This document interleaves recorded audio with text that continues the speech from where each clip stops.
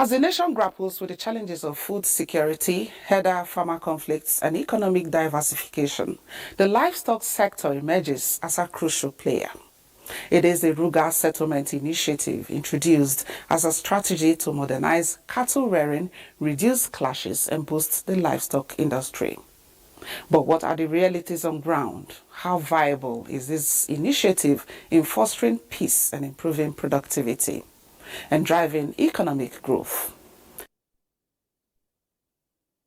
This episode will explore the opportunities, challenges, and future prospects of livestock development in Nigeria. Experts and other stakeholders in affected communities will also be engaged to examine the way forward. Ogochukwu Kaona is my name. Thank you for joining us. Nigeria's livestock industry is gaining momentum in driving the sector to a more viable and sustainable height, with a view to making it one of the attractive sectors of the economy and compete favorably with the livestock global giants.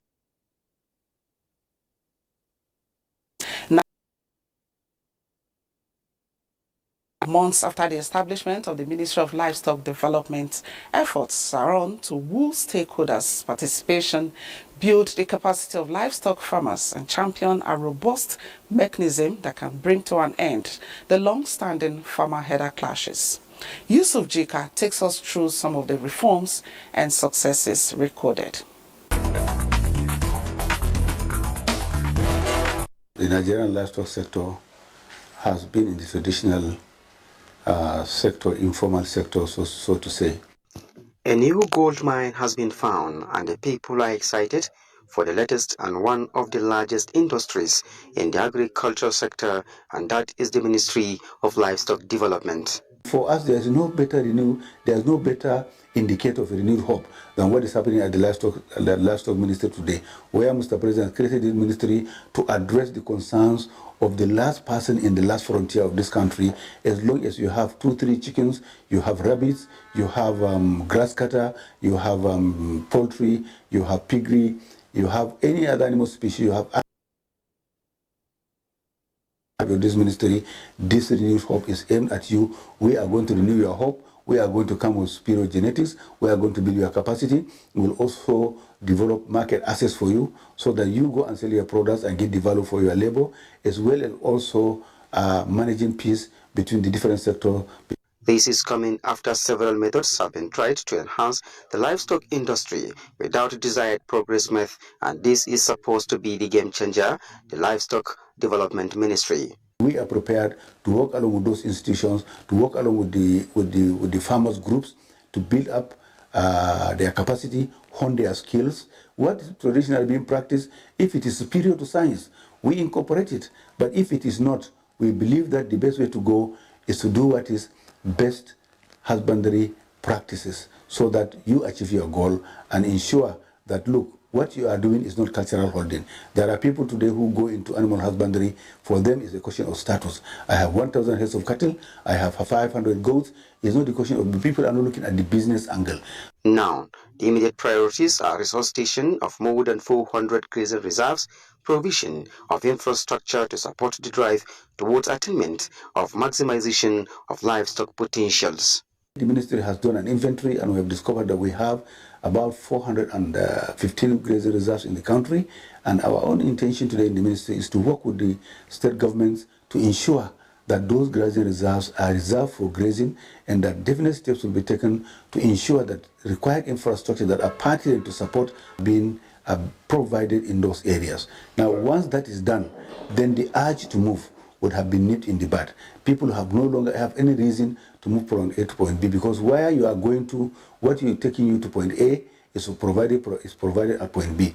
Environmental impact assessment, disease control mechanisms, tackling farmers' herders' clashes are some of the challenges the ministry is prompted to address with all its value chain optimized. I am Yusuf Jika for Dateline 360. Yes, Yusuf, we are optimistic that these challenges mentioned are being tackled. It is a known fact that livestock improvement and ranching settlement is not only about cattle rearing, but a means of livelihood restoration in a state that witnessed over a decade-long insurgency. The displaced herders who lost everything to the insurgency are now picking up the pieces of their lives at the RUGA settlement that has provided them homes and means of sustenance. Mohammed Guni tells us more about the post-inauguration in Garanam, livestock improvement and ranching settlement in Borno State.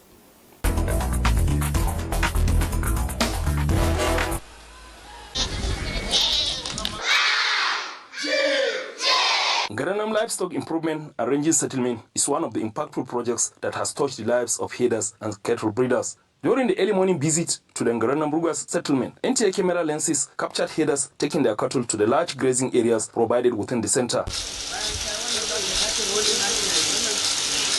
Already, government had provided about 60 hectare land for cultivating rain-fed and irrigated grazing pasture so that livestock have enough feed all year round. The herders from different displaced communities had already been resettled at the 461 housing units with their families going about their daily business of livestock rearing. We leave home every morning to graze our cattle and return in the evening. Other facilities at the Garanam RUGA's livestock improvement and ranging settlement include veterinary clinic and primary healthcare center attending to healthcare needs of the herders, their families, and their livestock. Lessons have already commenced at the primary school within the RUGA settlement, while enrollment of new pupils was ongoing at the time of filing this report.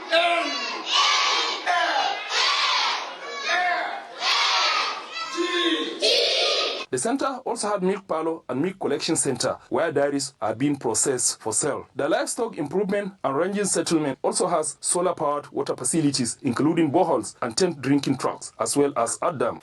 When we did the launching at Mafa, the Minister of Livestock was there and the governor himself was there, Professor Babagana Umarazuno.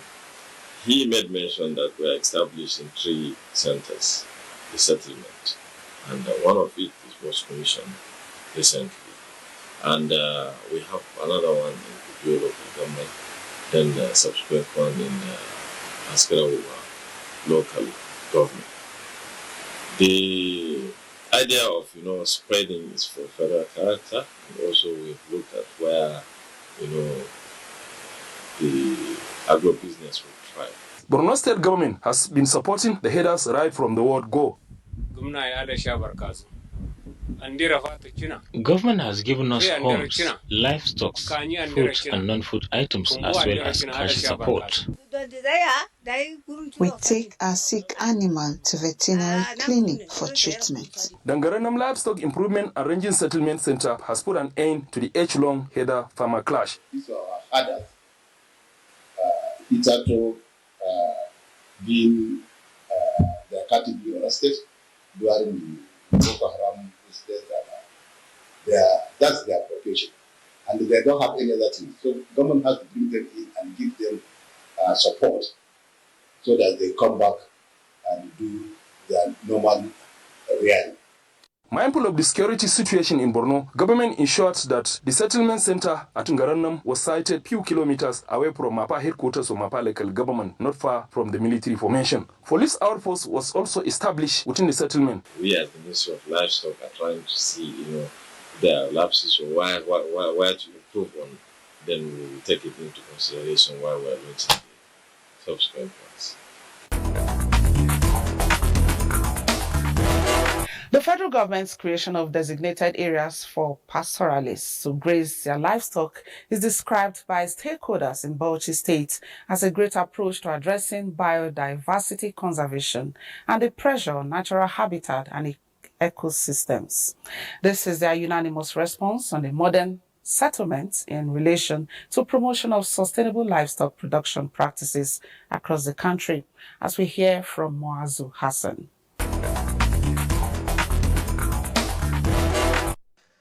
This is pastoralist word for human settlement known as RUGA, which is also be interpreted as their rural grazing area.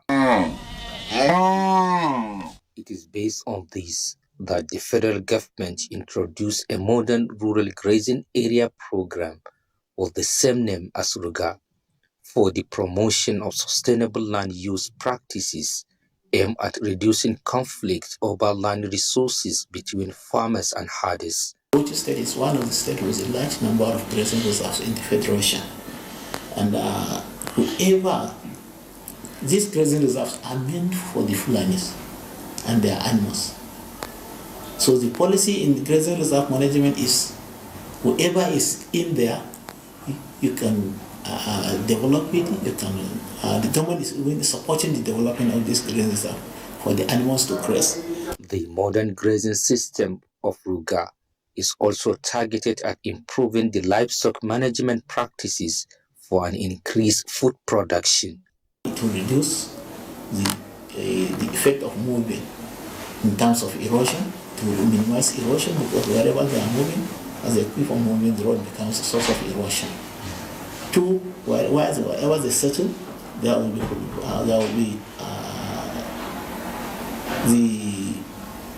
be this grass will set. It will improve the environment. The stakeholders are of the belief that the modern RUGA settlements provisioned by the federal government will bring, among other things, economic opportunities and improve security and enhance food production. Stakeholders believe that providing a dedicated grazing area will help in conservation of biodiversity and reducing pressure on natural habitat, in addition to promotion of livestock production processes and practice in Nigeria. In Bauchi, Muaz Hassan reporting for Dateline 360.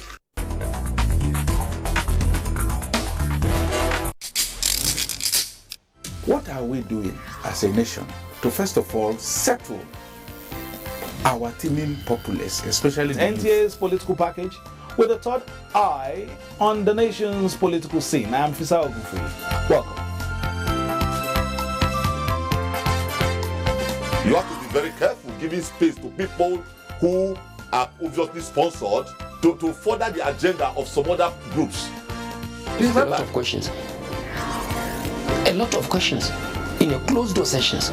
Some of these issues, some of the problems bedeviling of their... In fact, between June 1st and July 17, 19-point-something billion has left the coffers of the NDDC. I can say my constituency, they need everything because we don't have anything.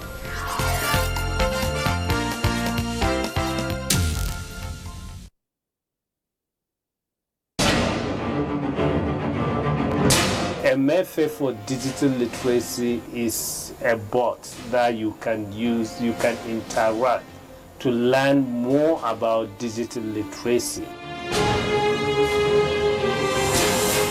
Hello, it's our pleasure to have you join us on platform. I'm Ruth Aguwele.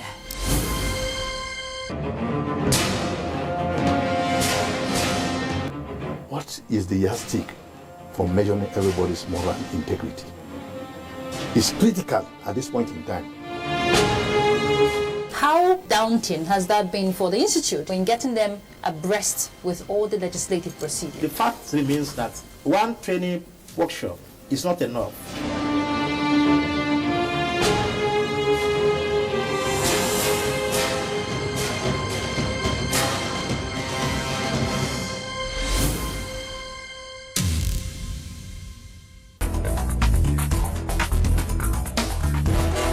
The initiatives of government at all levels in the provision of necessary incentives and support across the grazing reserves are said to be responsible in the decrease of farmers-herder clashes in Adamawa State. The farmers and herders in the state made the commendation because of the impact of grazing reserves on increased livestock and crop production, resulting to economic growth in the state. Correspondent Abdullahi Ayubadawa reports on this job creation venture. According to the Federal Ministry of Livestock Development, out of a total of 104 grazing reserve lands in Nigeria, Adamawa State has 32 gazetted and 37 ungazetted grazing reserves with 121,170 hectares of land, as well as 12 international, national and local cattle routes. The provision of necessary amenities and support to the herders at Gongoshi grazing reserves, among other grazing reserves in Adamawa State, are said to have great impact on livestock production, food security, as well as enhance economic growth in the state. This is in addition to addressing incessant farmer-herders clash through various governments' intervention and support. The provision of grazing reserve lands by government at all levels across some local government areas of Adamawa State will no doubt maintain peace, conflict resolution between farmers and herders, as well create job opportunities for the people, alongside improve food security in the country. The farmers and herders therefore commended government at all levels for mass vaccination campaign of livestock, among others, appealing for the construction of more dams to enhance crop and animal production. Adamawa is an agrarian state. In an agrarian state like Adamawa, you must have to, out of 100%, almost 70 to 80% of quality breeding is being in Adamawa. And with the position now taken by the federal government or the new Tinubu government by appointing somebody from Adamawa, Adamawa is at the forefront now to boost their agricultural production, to further animal protections as well. So it's a good thing that if it is going to be carried to the latter. Honestly speaking, it will enhance our revenue drive, not only in Nigeria. We need more support from the government.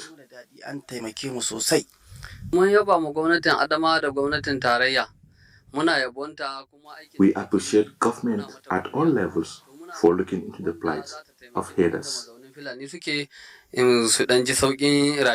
The Ministry of Livestock Production Adamawa State said it is coming up with more result-oriented policies and programs on grazing reserves for better livestock production in the state.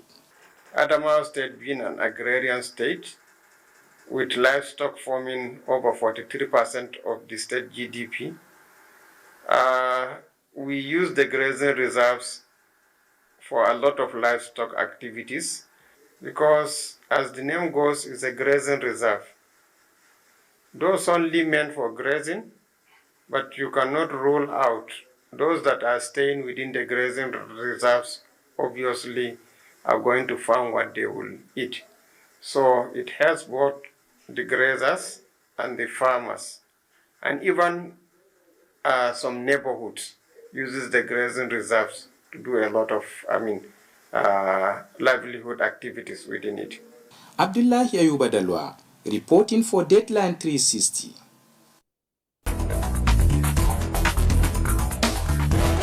From Gombe State, Abbas Mekano tells us that as a livestock powerhouse boasting of over 2 million animals, the state remains a significant contributor to Nigeria's protein supply. The state is poised to play a pivotal role in the National Livestock Transformation Plan, aims to revolutionize the livestock sector, shifting from traditional methods to modern, sustainable practices that enhance productivity and efficiency. The Livestock Intervention Program of the federal government is part of a broader initiative to modernize the subsector and reduce conflicts between farmers and herders. It aims to establish ranches and grazing reserves, provide herders with alternative livelihood, and reduce competition for land resources. Currently, the program in Gombe, the 6th pilot state, is being implemented with the federal government allocating the required finances. Issue of herders and farmers conflict are minimal in Gombe State because His Excellency has set up 2 committees. The other committee took care of reopening of block cattle routes and also encroach grazing reserves and forest reserves. Another committee that is there to prevent farmers, herders, conflict and resolution. And we are working year-round to make sure that there's no conflict between herders and farmers. The Wawazenge Grazing Reserve, which spans 141,000 hectares capable of accommodating over 2 million cattle, is part of such livestock rejuvenation projects. You know Wawazenge, that's a big place earmarked for the herders to settle there. But the problem is issue of water. And recently, His Excellency, in collaboration with El-Press, a plan to dig add dams to provide water for the herders. The Tashanduku Cattle Market is one of the popular cattle markets in Gombe State. Over 50 trucks full of livestock are set to depart the market every week for other parts of the country. It's a very good development because it will help a lot, especially with the northern Nigeria. Most times we have this accident of the thing. Sometimes we lost even the animals, even the human beings, even the trucks. So to me, if the federal government will organize such thing, honestly, it's a welcome development. The National Livestock Development Program seems to have the potential to improve living standards for herders by providing access to basic amenities like healthcare, education, and clean water. However, its success depends on addressing the concern of herders who worry about the impact of the program on their traditional way of life. On the other hand, some stakeholders still believe that the program, if fully implemented, can promote cultural preservation by providing the herders with alternative livelihoods that can still respect their cultural heritage. In Gombe, Abbas Mekano reporting for Dateline 360. Cultural preservation is what aims, and this is taking roots. Thank you, Abbas. The future of livestock development in Nigeria depends on sustainable policies, peaceful coexistence, and modern practices. Will RUGA be the game changer? Time will tell. And that's Dateline 360 for this week. I am Ogochukwu Kaona, appreciating you on behalf of the production crew.